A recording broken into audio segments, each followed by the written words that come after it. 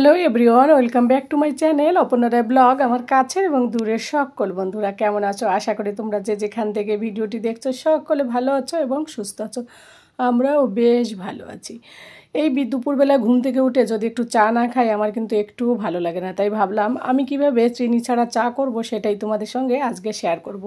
চা শব্দটা কিন্তু খুব ছোট, কিন্তু মনে হয় চা বানানো খুবই ইজি। কিন্তু আমার মতো যারা চায়ে পাগল বা চায়ে প্রেমী, যা চায়ের নেশা যেটাই বলো না কেন, চা বানাতে হলে সুন্দর, যারা চা খেতে ভালোবাসে তারাই জানে একমাত্র চায়ের টেস্ট যদি ভালো না হয় চা খেতে কিন্তু ভালো লাগে না। তো আমি কিভাবে চায় বানাবো বন্ধুরা চিনি ছাড়া, তোমরা দেখো আমার সঙ্গে থাকো তাহলেই বুঝতে পারবে। প্রথমে দেখো আমি কাপ মেপে মানে কাপে জল মেপে নিচ্ছি আর কি, যে ততটুকু খাবো ততটুকু জল নিয়ে, মানে 1 কাপের একটু বেশি দেব। দিয়ে আমি এই জলটাকে গ্যাসে বসিয়ে দেবো। হালকা যখন একটুখানি গুনগুনে গরম হবে তখন আমি এর মধ্যে দুধের পাউডার দেব। কি বলো তো, দুধের পাউডার এইভাবে দিলে চায়ের টেস্টটা বেশ ভালো হয়। অনেকে চা বানানোর পরে মানে মানে চাটাকে নামানোর পরে তারপর দুধ মিশায়, কিন্তু এইভাবে দিলে ভালো হয়। এই দেখো হালকা জল ফুটতে শুরু করেছে আর এইদিকে আমি একটা এলাচ ছেড়ে দিলাম। এলাচের গন্ধটা দারুণ লাগে। তোমরা যারা এলাচ পছন্দ করো না তারা এলাচটাকে স্কিপ করতে পারো। তো তারপরে আমি দেখো এখানটায় মানে পরিমাণ মতো দুধের পাউডার দিচ্ছি, কোনো চিনি দেব না। তবে চিনি যেহেতু দেব না ওই কারণে আমি এখানে লিকুইড দুধ ছাড়া চা বানাবো, দুধ চা। তো সেই জন্য পাউডারের পরিমাণটা একটুখানি বেশি দেবো, তো 2-3 চামচের মতো দেব।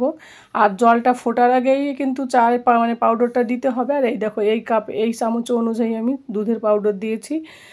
জল ফোটার আগে যদি আমি চায়ের মানে দুধ পাউডারটা না দিই তাহলে দুধটা ভালো করে মানে ওর সঙ্গে মিশবে না, কেমন জমাট বেঁধে যাবে।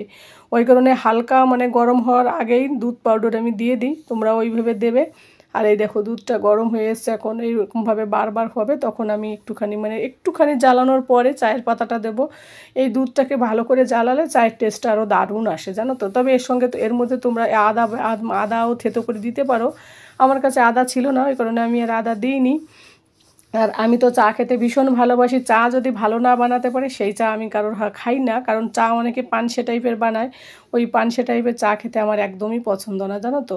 তো আমি ভীষণ চা ভালোবাসি। ট্রেনে কোথাও যদি জার্নি করি এত মানে যতটা খাবার খাই যে টাকা তার থেকে বেশি টাকার মনে হয় চা খেতে হয়। ট্রেনে দেখবে চায়ের দাম এখন 20 টাকা করে নেয় ছোট ছোট কাপ। তো দুধটা কিছুক্ষণ ফোটার পর আমি চায়ের পাতা দেবো পরিমাণ মতো, যে যেমন খাবে। অনেকে বেশি লাল করে বানায়, কড়া করে, অনেকে হালকা করে বানায়। তো আমি মিডিয়াম টাইপের মানে চায়ের পাতা দিই, সেইভাবে খাই, বেশি কড়াও করি না আবার। তবে হ্যাঁ, দুধ চা বেশি খাওয়া ভালো না, অ্যাসিডিটি হয়ে যায়। তবে দিনে একবার আমি চাই চা। তবে শীতের সময় বেশি খাওয়া হয়, গরমের দিনে একটু কম খাওয়া। ইদানিংকাল তোমাদের দাদাভাই তো খুব বকছে, চায়ের নেশা প্রচুর বেড়ে গেছে আমার। তো বিকেলবেলা চা না খেলে আমি পুরো পাগলের মতো একটা অ্যাডিক্ট হয়ে গেছে আমার এই চায়ের প্রতি। তো দেখো বেশি সেরকম কড়াও করিনি, আমি হালকা করেছি। আর জলটা অনেকটা শুকিয়েও এসছে। আর চাটা কিন্তু খেতেও খুব দারুণ লাগে। আর আমি বেশি পানসে চা খেতেও ভালোবাসি না। আর চায়ে যদি চিনি দেয় সেই চা আমি খেতেই পারি না, এটাই হচ্ছে আমার একটু সমস্যা। ওই জন্য মানে বাইরে বেরোলে আমার চা খেতে খুব অসুবিধা হয়, বিশেষ করে ট্রেনে। তো যাই হোক, ট্রেনে ম্যাক্সিমাম কফি খাওয়া হয় ওই কারণে, কারণ কফি দুধ পাউডার নিজে মিশিয়ে দিয়ে দিই, তো ওই জন্য ওটা অসুবিধা হয় না। তো দেখো চাটা আমার কমপ্লিট হয়ে গেল 2-3 মিনিটের মধ্যেই। আমি কিন্তু কোনো চিনি ব্যবহার করিনি, শুধুমাত্র দুধের পাউডার দিয়ে আর চায়ের পাতা দিয়ে। দেখো কত সুন্দর কালারটাও এসছে। আর চাটা খেতেও কিন্তু খুব সুন্দর হয়েছে, আর দেখে বোঝা যাচ্ছে অনেকটা গাঢ়, কোনো পানিসে ভাব নাই। আর এর সঙ্গে চায়ের সঙ্গে যদি টোস্ট দিয়ে ডুবিয়ে ডুবিয়ে খাওয়া হয় না, আমার তো আরও বেশ দারুণ লাগে। মনে হয় কি মানে কি বলতো, চা খেলে মনে হয় আমার সব কিছু পাওয়া, মানে লাইফে মনে হয় প্রত্যেকটা দিনের যে যখন আমি চাটা খাই তখন আমার কাছে সবথেকে বেস্ট মুহূর্তটা থাকে। ওই জন্য চাকে আমি প্রচুর ভালোবাসি। তোমরা যারা যারা চিনি ছাড়া চা খেতে চাও তারা কিন্তু এইভাবে অবশ্যই আমার মতো চা বানিয়ে নিও। তো যাই হোক বন্ধুরা, টিভি দেখতে দেখতে বিকালবেলা একটু চা খেয়ে নিচ্ছি এখন। আর কি বলতো, রবিবারে ভিডিওটা পোস্ট হবে নিশ্চয়ই, আর ভিডিওটা করেছিলাম শনিবার। আর কি বলতো, ফ্যামিলিকে তো একদিন টাইম দিতে হয় তাই না বলো। প্রত্যেকটা দিন এই ইউটিউব করে সময় পাচ্ছি না। আর তো ভাবলাম ভিডিও রবিবারে মানে একটু ছোটো করে একটুখানি ভিডিও দিই। তো কেন কি হাজব্যান্ড থাকে ঘরে, বাইরে বেরোতে হয় ঘুরতে, কোথাও ছেলেকে নিয়ে যেতে হয় কোনো না কোনো কাজে। আমরা বিকেলবেলা মানে পুরো দিনটা কোনো দিন সিনেমা দেখতে, শপিং মল, এটা ওটা করতে বাইরে বেরোনো হয়। ওই জন্য ভেবেছি রবিবারে একটু বিন্দাস থাকি, কারণ প্রচুর চাপ হয়ে যাচ্ছে ইদানিংকাল। যারা ইউটিউব করো তারা তো জানো। তো যাই হোক বন্ধুরা, আমার এই চায়ের রেসিপিটা তোমাদের কাছে কেমন লাগলো তোমরা কিন্তু অবশ্যই কমেন্ট করে জানিও। আর তোমরা কারা কারা দুধ চা খেতে ভালোবাসো সেটাও কিন্তু কমেন্ট করে জানিও। আর এত সময় ধরে যারা আমার এই চায়ের রেসিপিটা দেখছো তাদের সকলকে অনেক অনেক ধন্যবাদ এবং অনেক অনেক ভালোবাসা। আর কি বলো তো, যারা চা চিনি খেতে যাদের সুগার আছে তারাও কিন্তু এইভাবে চা খেতে পারো।